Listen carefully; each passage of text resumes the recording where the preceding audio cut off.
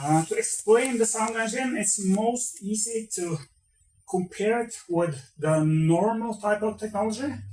Of course, these days there are analog amplifiers and there are digital amplifiers. More and more amplifiers are digital these days. I will not go too much in detail about digital amplifiers. Digital amplifiers are good for pro audio, but are still not good enough for high performance Hi-Fi. Okay. So if you look at a typical amplifier, you will have some stages. You will have some transistor. You have an input stage. You have a voltage amplifier stage. And you have the power stage.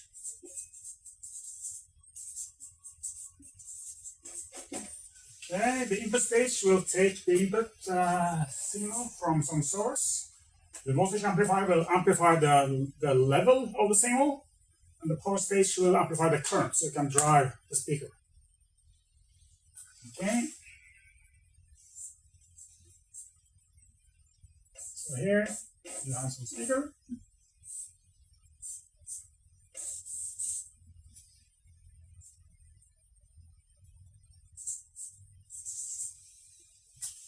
Okay, let's say the input stage has some gain, maybe 10 times. The voltage amplifier has a gain of maybe 1000 times. The power stage has a voltage gain of 1 time normally. Normally, amplifier has more gain stages than this, but this is just a short explanation. So we put the input signal on the input. So let's say the input signal is B. The input to B here. So what happens here? Okay, the amplifier transistor will amplify by 10 times. Okay, so the output of the first gain stage is 10 times B, 10B. Okay? And then all transistors or gain stages has some kind of distortion. It will change the sound or it will change the signal going through the stage. So the first stage has some D1, voltage amplifier has some D2, the power stage has some D3. Okay, so on the output of the first stage, you will have amplify the input B times 10 plus the distortion of the first stage. Okay, so this signal is the input to the next stage. Okay? And what happened? Then this signal is amplified by 1000 times. So here we have 10,000 B.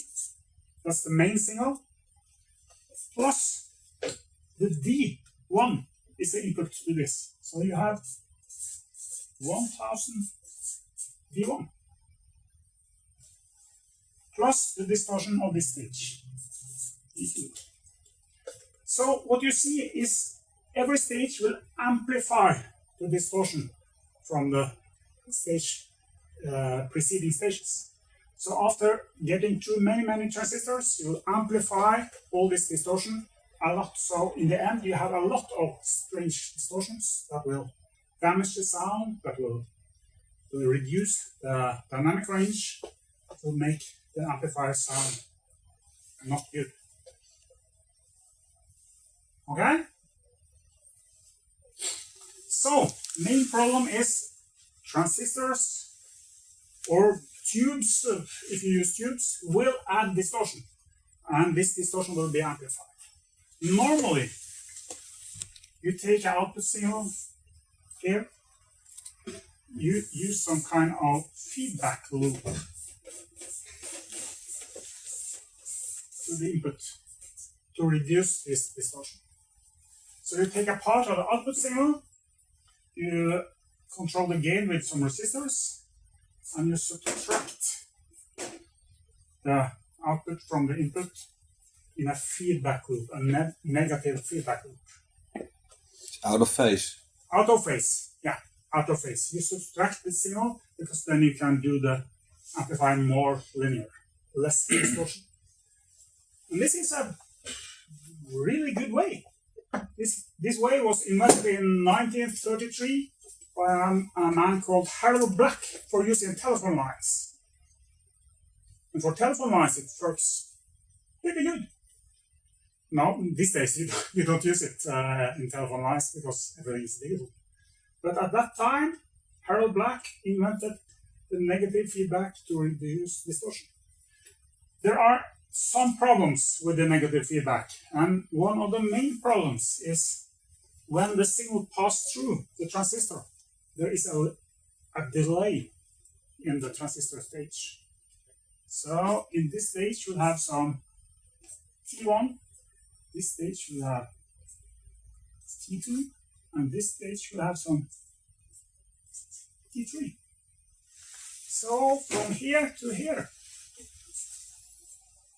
T is T1 plus T2 plus T3. Okay? So you will sum the delay in the different parts. So the signal here is delayed compared to the original signal. So when you do the feedback loop, you try to fix it, but it's really too late. You try to fix something with a delay, and it will not be good. Sound engine is now has been evolving over the years, and these days we are using the Sound Engine 2. The Sound Engine 2 technology has more, it's a more high-speed system that will be even better than the old Sound Engine system. But basically, the system works like this. You have one gain stage, you have some transistor. It has some distortion. To make the mathematics easy, we say this amplifier has a one-time voltage gain. It can be shown also with any. It could be 100 or 1000, but then the mathematics to explain to you will be a little bit more complex. So we just make it one times to make it more easy to see what is really happening. Okay, so then we have an input signal, amplify with 1, so still it's F, but we have to add the distortion. Some output is F plus the distortion of this stage. What we do is we make an analog computer.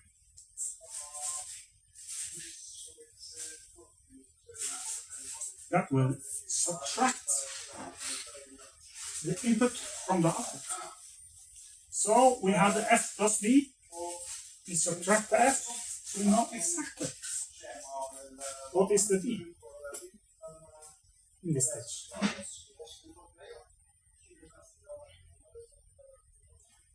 And the distortion will go bigger and smaller compared to the signal. For the base frequencies, there will be some kind of distortion, or for the high frequencies, there will be different kind of distortions.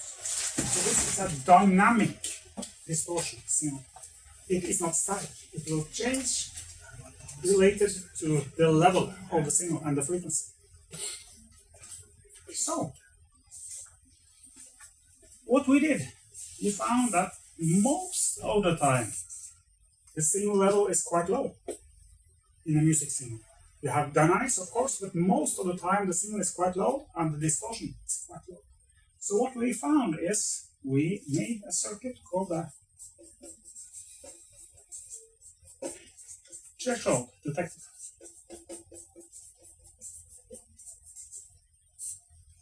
This threshold detector also will have some input from the level. So this circuit will detect is the distortion of such a size that we have to take away the distortion. If there's very, very little distortion, the ear will not be able to detect this distortion. So then we just let the signal through here, and the signal will be 0. If the distortion is very low, you don't need to fix the distortion. If the distortion is over a certain level that is dependent on the frequency of the music signal, then it will let the distortion through here. Detector. So if the distortion is low, there is no output from this. If the distortion is high, it will be let the distortion out. So here we have a multiplier, and we multiply by -1. We invert the signal. It's phase inverted. So here we have the minus.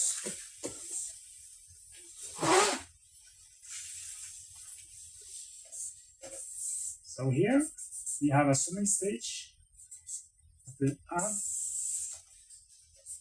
these two signals. So F plus D, and we will add the minus D. So we have cleaned the signal. Simple. What? It is. Actually, it is. It is. And what is important here? Of course, there is some delay. As I told before, there is some delay in this transistor stage, but we can time the delay in this circuits here. So the delay is biggest here, so we can adjust the delay in this part. So this signal will go perfectly synchronized until here. So there is no delay that will damage this process. So this is called the feed-forward system. It goes this way, and it's exactly synchronous all the way.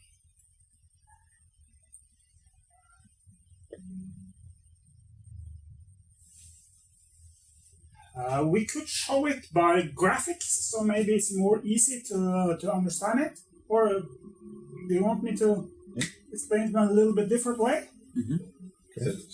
Yeah, I think that the graphical way is quite good. So let's say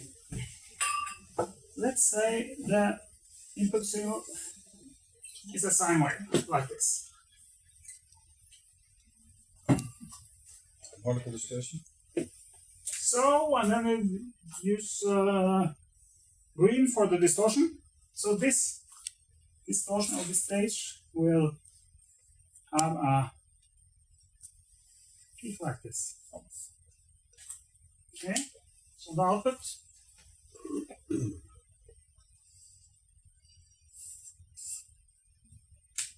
will look like this.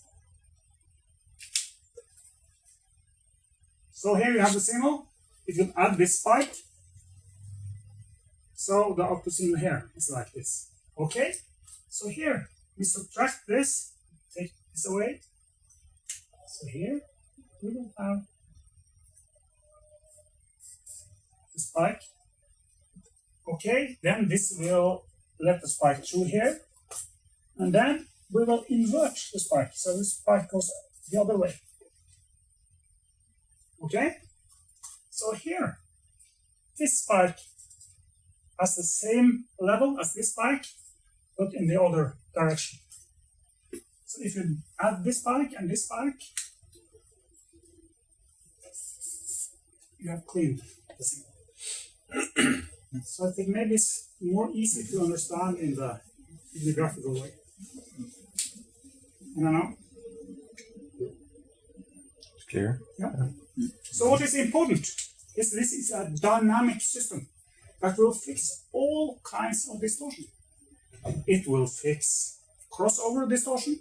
It will fix harmonic distortion. It will fix intermodulation distortion, kickback distortion. It will fight all kinds of distortion. So you will keep the dynamic range without anything harming the output signal.